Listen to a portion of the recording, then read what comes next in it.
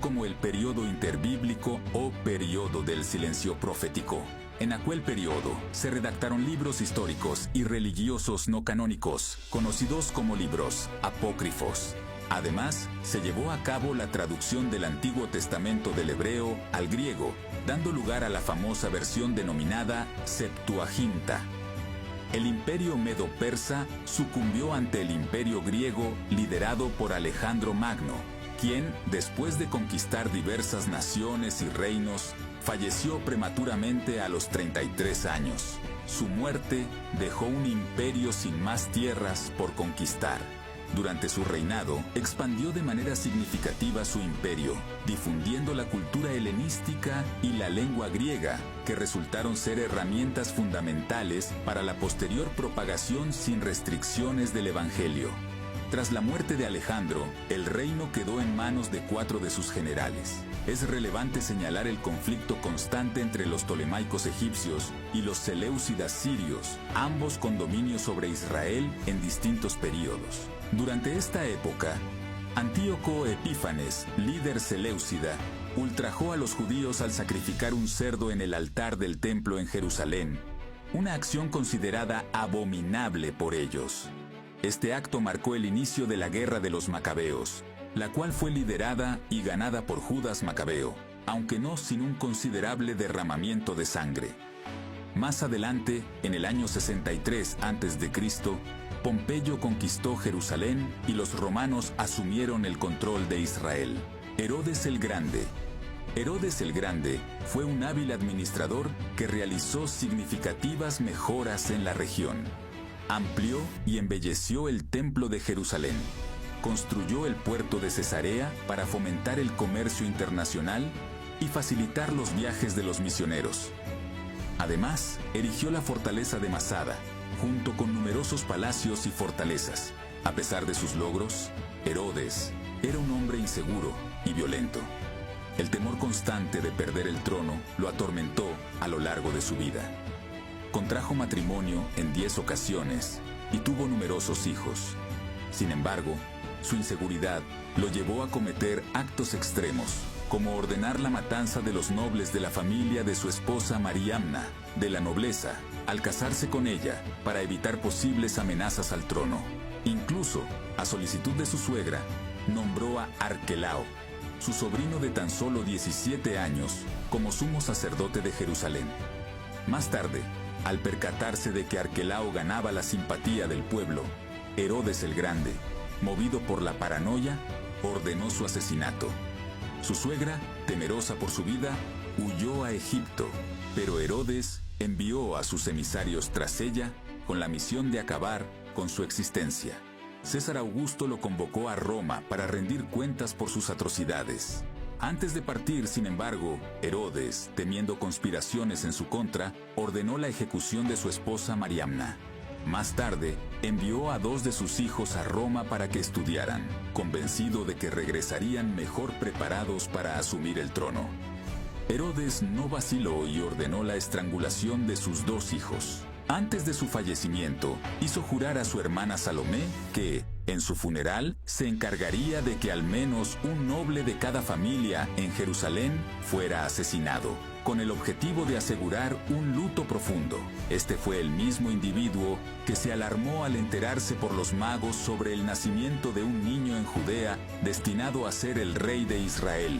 Tras la muerte de Herodes el Grande, alrededor del año 4 a.C., su reino fue dividido entre 4 de sus hijos. Arquelao, uno de los hijos de Herodes, gobernó sobre Judea, Samaria y Edom, pero su reinado fue desastroso. Finalmente, los judíos solicitaron a los romanos que lo destituyeran de su cargo.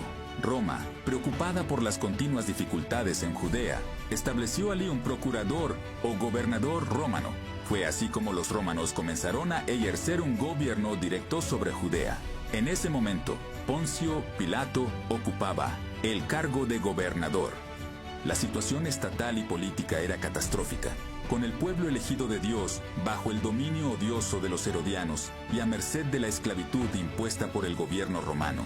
Esta circunstancia provocó que surgiera, como nunca antes, una esperanza política en el Mesías, un clamor por liberación y redención de la servidumbre opresiva. Fue entonces, en esa época, cuando Jesús, en la plenitud de los tiempos y cumpliendo las profecías bíblicas, nació en Belén de Judea. El Verbo Eterno se hizo carne y habitó entre los hombres, viviendo entre nosotros, lleno de gracia y verdad.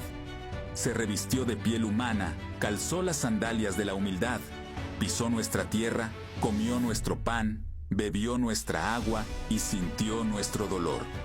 Lloró nuestras lágrimas y cargó sobre su cuerpo en la cruz nuestros pecados, resucitando en gloria para nuestra justificación.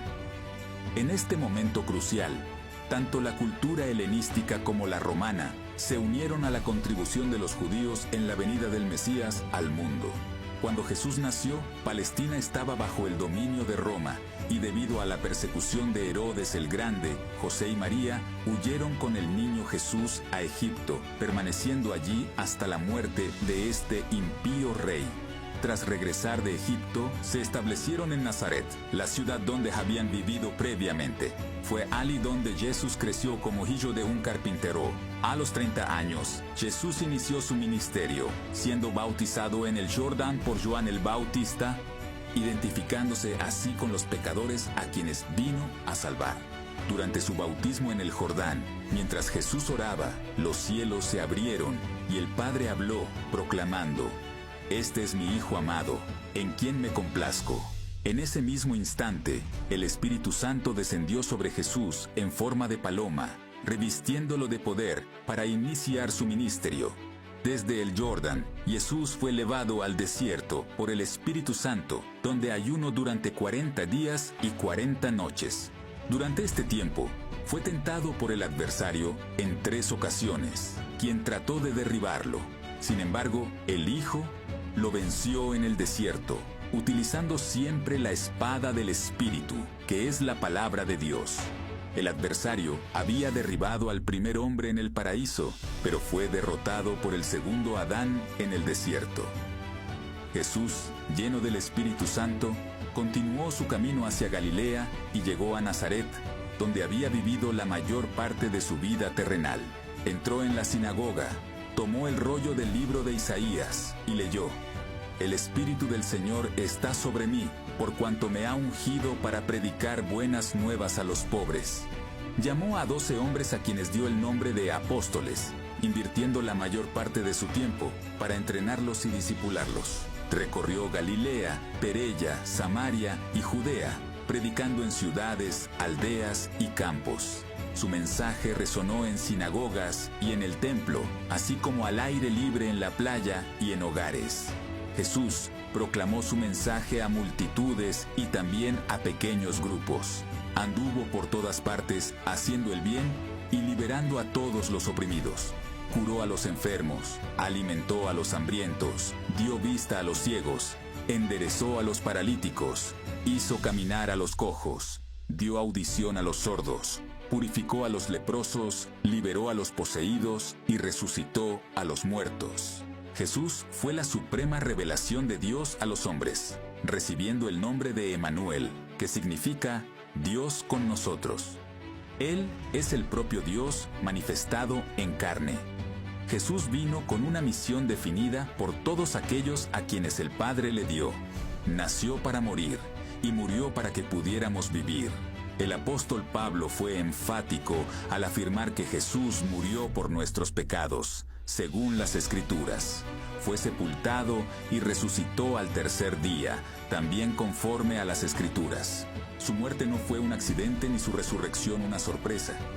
Enfrentó diversos artificios para apartarlo de la cruz, pero Jesús marchó hacia ella con la determinación de un rey que avanza hacia su corona. En la cruz, Jesús aplastó la cabeza de la serpiente y triunfó sobre los principados y potestades, exponiéndolos al desprecio. Consumó la obra de la redención, liberándonos. La muerte no pudo detenerlo, ya que al tercer día, Jesús resucitó para nuestra justificación. Antes de ascender a los cielos, instruyó a sus discípulos a permanecer en Jerusalén, esperando la promesa del Padre, hasta que fueran revestidos de poder. En Hechos, capítulo 1, versículo 8, Jesús habla sobre la capacitación de poder dada por el Espíritu Santo,